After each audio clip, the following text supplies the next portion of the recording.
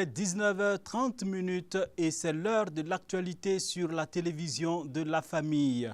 Au menu de cette édition, la présentation de vœux du corps diplomatique accrédité au Burkina Faso à son Excellence le président du Faso et la mise en œuvre effective de la 9e compagnie des sapeurs-pompiers déployée dans le centre-Est. Bonsoir mesdames et messieurs et merci de votre constante fidélité au programme de la télévision de la famille. À Kosiam ce matin, l'heure était à la présentation des vœux du corps diplomatique accrédité au Burkina Faso au chef de l'État, son Excellence Rochmark Christian Kaboré. Odette Zouangena y a pris part pour nous.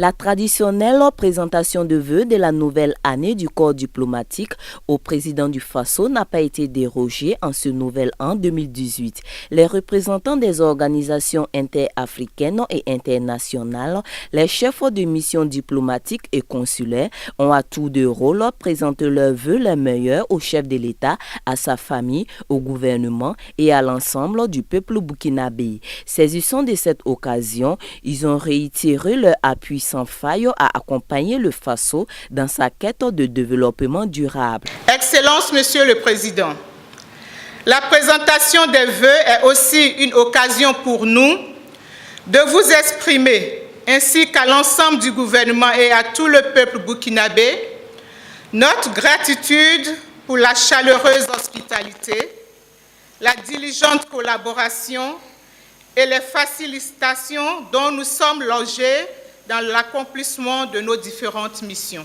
Nous avons notamment à l'esprit, au-delà des acquis au niveau macroéconomique, la nécessité d'entreprendre des réformes en faveur d'une économie créatrice de nouvelles opportunités d'emploi, notamment dans l'agriculture durable, dans l'innovation technologique, ainsi que la création de chaînes de valeur pour promouvoir l'entrepreneuriat, mais aussi l'agro-entrepreneuriat. Sachez que dans vos efforts pour construire ce pays, vous pourrez toujours compter sur les amis et les partenaires du Burkina Faso que nous sommes. Pour terminer mon propos, Monsieur le Président, je voudrais présenter au nom de l'ensemble du corps diplomatique, à vous, à votre épouse et à votre famille, et à travers vous, Monsieur le Président, à l'ensemble du peuple burkinabé, nos meilleurs vœux de bonne santé, de paix, de progrès et de prospérité pour l'année nouvelle. Vive le Burkina Faso et vive l'amitié et la solidarité internationale.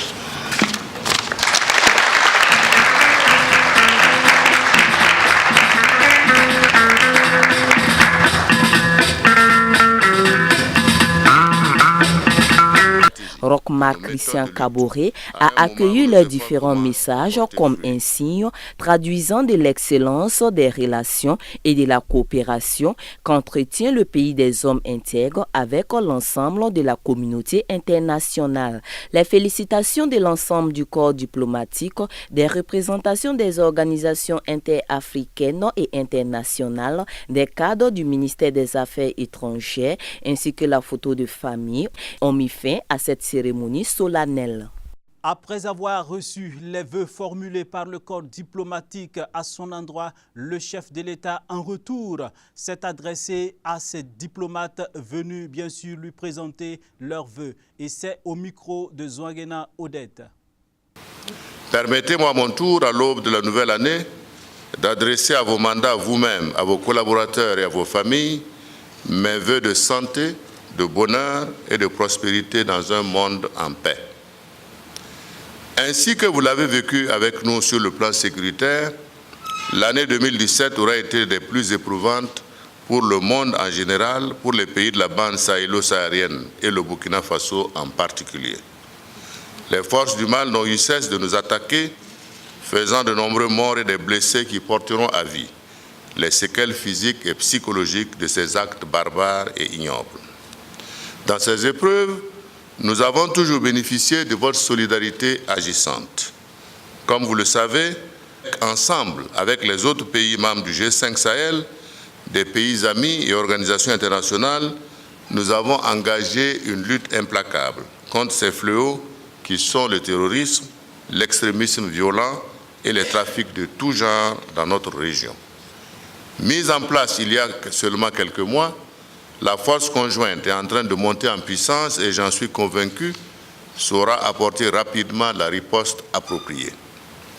Les résolutions 2359 du 21 juin 2017 et 2391 du 8 décembre 2017 du Conseil de sécurité de l'ONU, précédées de la mission du Conseil de sécurité dans les pays du Sahel, posent les bases et tracent les sillons de l'indispensable accompagnement de la communauté internationale à cette force.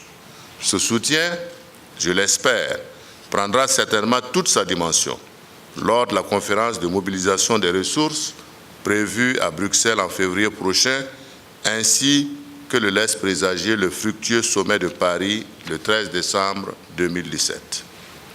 Monsieur le doyen du corps diplomatique, Excellences, Mesdames et Messieurs, malgré les épreuves qui lui imposent la conjoncture nationale et internationale difficile, notre peuple a continué avec courage et abnégation de construire son destin en consolidant la démocratie et en renforçant les bases de son développement. La mise en place du programme d'urgence pour le Sahel procède de cette volonté du gouvernement de répondre plus efficacement aux besoins et aux préoccupations des populations de cette région. En effet, la dernière campagne agricole a été difficile, avec une production céréalière déficitaire qui nécessite la solidarité internationale pour appuyer la mise en œuvre du plan de riposte à l'insécurité alimentaire élaboré par le gouvernement. Excellences, Mesdames et Messieurs, la solidarité véritable, celle qui doit être le fondement même du concept de communauté internationale, n'a pas toujours été effective. Pire, face à certaines situations révoltantes, il nous est arrivé de manquer d'anticipation, souvent de promptitude et d'audace dans nos réactions. Les cas des migrants qui tentent désespérément et au péril de leur vie de rejoindre l'Europe pour un soi-disant mieux-être et ces Africains vendus en tant qu'esclaves dans le désert libyen rappellent cruellement à nos États leurs devoirs et aux dirigeants leurs responsabilités. Plus que jamais, nous devons travailler à tarir les sources de ces ignominies par l'augmentation quantitative et qualitative de l'offre d'éducation et de formation, la création d'emplois, le développement d'initiatives et de projets de fixation des jeunes dans leur terroir. La communauté internationale doit soutenir les efforts de tous ces pays qui, avec parfois de réelles difficultés, ont résolument engagé des politiques volontaristes d'investissement dans ces domaines. De même, en ce qui concerne le désarmement et la non-prolifération des armes, nos incantations doivent céder place à des actions concrètes de renforcement de la confiance. Mieux, nous devons davantage nous mobiliser pour un désarmement véritable, dont le dividende serait dévolu à des programmes d'utilisation pacifique et de développement.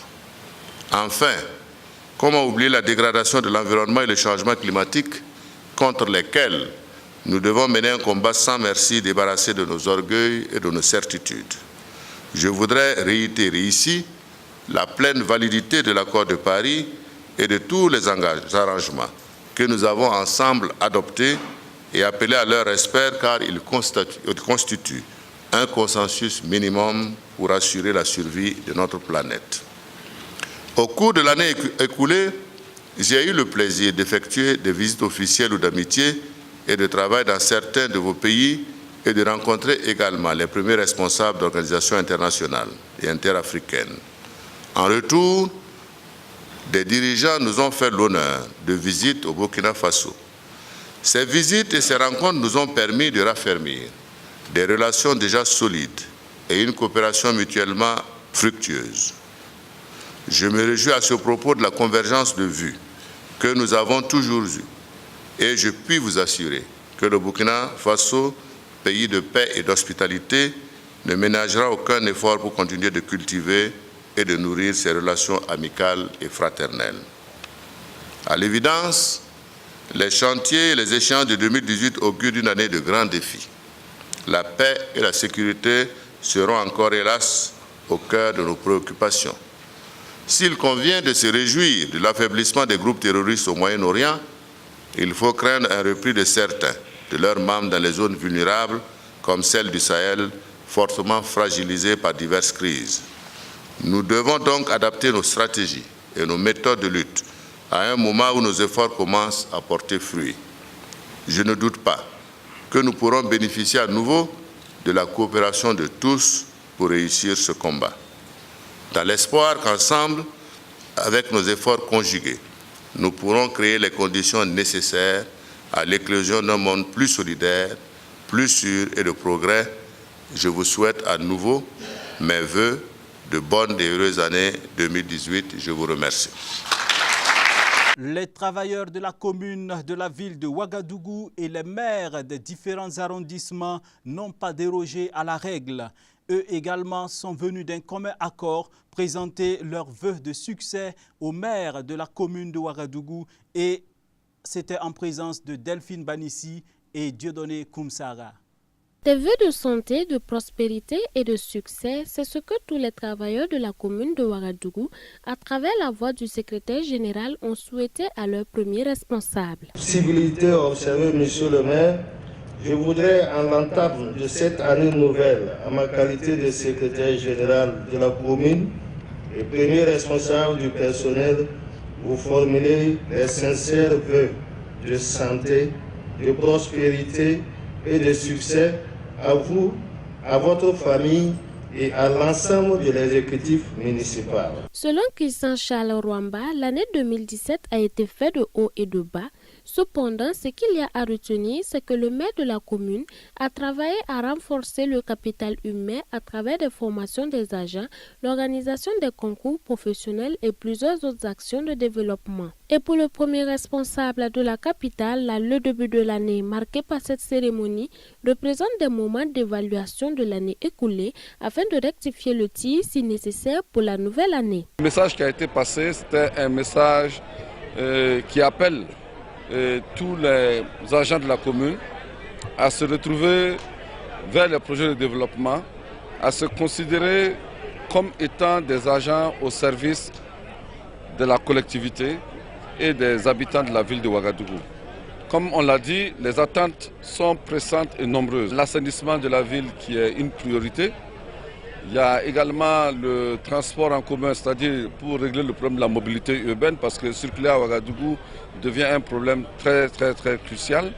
Et aujourd'hui, nous avons entrepris de faire une étude des sens de circulation dans la ville de Ouagadougou. Et très bientôt, vous allez voir dans la ville de Ouagadougou des sens uniques et des voies alternées entre l'après-midi et le matin. Au terme de l'année 2017, ce sont 24 agents municipaux qui ont été admis à la retraite. Ils ont reçu les félicitations du maire de la commune accompagnées d'une récompense symbolique. À l'hôtel de ville de Ouagadougou, l'année 2018 est placée sous le signe des grands chantiers. Je le disais en titre, la région du centre-est a enfin sa brigade de sapeurs-pompiers. Avec pour base Koupela, cette 9e compagnie aura pour mission d'apporter le secours en cas de besoin dans toute la région du centre-est. Y était pour nous Odette Zouangena. Vous êtes des militaires, sapeurs-pompiers. Nous vous recommandons et nous exigeons que vous ayez la discipline à Koupela. Vous êtes les pionniers, donc vous devez bien vous comporter. Ces soldats militaires reçoivent les dernières consignes de leurs supérieurs. Nous sommes bel et bien à la direction générale de la Brigade nationale des sapeurs-pompiers. Encore appelés soldats du feu, ces 17 sapeurs-pompiers représentent la 9e compagnie d'incendie et de secours qui a été créée par arrêté ministériel le 24 octobre 2017. Désormais chose faite, ils sont prêts pour la couverture opérationnelle de l'ensemble des provinces de la région du centre-est avec pour base Koupela. La mission de l'élément précurseur est double. C'est d'abord aller organiser, si vous voulez, l'arrivée et l'installation de la compagnie, parce que là, ce n'est pas tout l'effectif. L'effectif sera complet d'ici quelques temps. Donc, ils vont aller organiser l'arrivée des autres, aussi organiser l'inauguration. Question d'embellissement, de de contact d'autorité, tout ça. Ils vont le faire. Et la deuxième mission, c'est surtout assurer la sécurité des personnes et de leurs biens à Kupéla et dans les environs. L'amour pour la patrie, le soutien des supérieurs, la mise à disposition des matériels nécessaires étant des choses acquises, le moral de ces secouristes est au beau fixe. D'abord, je puis vous rassurer que ce n'est pas la première fois que je suis muté dans d'autres compagnies. Et nous avons eu l'occasion d'ouvrir la caserne de Banfora. Vous savez que Banfora ici c'est un peu éloigné. Alors nous avons assuré la mission là-bas à l'ouverture dans les années 2000-2001. Et revenu à Ouagadougou, aujourd'hui le commandement nous fait confiance d'aller ouvrir une nouvelle caserne, même si ce n'est pas aussi loin que Banfora, mais tout de même c'est la même mission. Et à ce niveau, je crois qu'il n'y a pas d'inquiétude et nous sommes prêts à aller accomplir cette mission-là. Dotés d'un engin à pompe, d'une ambulance, des secours et de bien d'autres matériels, ces 17 sapeurs-pompiers qui représentent les éléments précurseurs de la 9e compagnie d'incendie et de secours sous les encouragements de leurs compagnons partent accomplir leur devoir et même au péril de leur vie. Nous ouvrons la page internationale et nous sommes en France où la tempête Eleanor fait toujours parler d'elle et déjà 3 personnes sont mortes et 1 personne portée disparue. Une partie de la France est toujours frappée par des intempéries, notamment les Alpes, où le risque d'avalanche est à son niveau maximal après d'importantes chutes de neige. De nombreuses pistes de ski sont fermées. Un agriculteur a été retrouvé mort hier après-midi sous une coulée de neige en Savoie, ce qui porte à 3 désormais le bilan des victimes de la tempête Eleanor depuis mercredi. Par ailleurs, toujours dans la même région, un pompier a été emporté par un torrent alors qu'il portait secours à une famille. Les recherches se poursuivent pour le retrouver. Une vingtaine de départements sont toujours en vigilance météo orange en raison de la neige, mais aussi des fortes pluies et des inondations sur l'est, le nord et le sud-ouest. Le retour à la normale est annoncé en fin de journée. Cette tempête a frappé plusieurs pays de l'ouest de l'Europe, Belgique, Pays-Bas, Suisse, Allemagne, Irlande ou Royaume-Uni. L'ambiance semble devenir bon enfant entre les deux Corées. En effet, la Corée du Nord a accepté les pourparlers avec la Corée du Sud. Notons que le dialogue entre ces deux Corées avait été interrompu depuis 2015. La Corée du Nord accepte des pourparlers avec Séoul, une première depuis 2015. Les discussions se tiendront le 9 janvier prochain, a annoncé le ministère sud-coréen de la réunification ce vendredi, après l'envoi de la déclaration d'acceptation de la Corée du Nord. Le président sud-coréen Moon Jae-in s'est entretenu par téléphone avec son homologue américain Donald Trump. Washington et Séoul ont consenti à suspendre les manœuvres militaires en Corée du Sud pendant les Jeux olympiques d'hiver de Pyeongchang le mois prochain. Ce sera l'un des dossiers abordés la semaine prochaine avec les autorités nord-coréennes. Lors de ces discussions, d'autres sujets d'intérêt commun seront évoqués, ont fait savoir les représentants de Séoul. C'est ici que se referme cette édition. Dames et messieurs, toute l'équipe se joint à moi pour vous dire merci de votre constante fidélité et passez un excellent week-end. Rendez-vous la semaine prochaine avec Delphine Banissi, notre consoeur.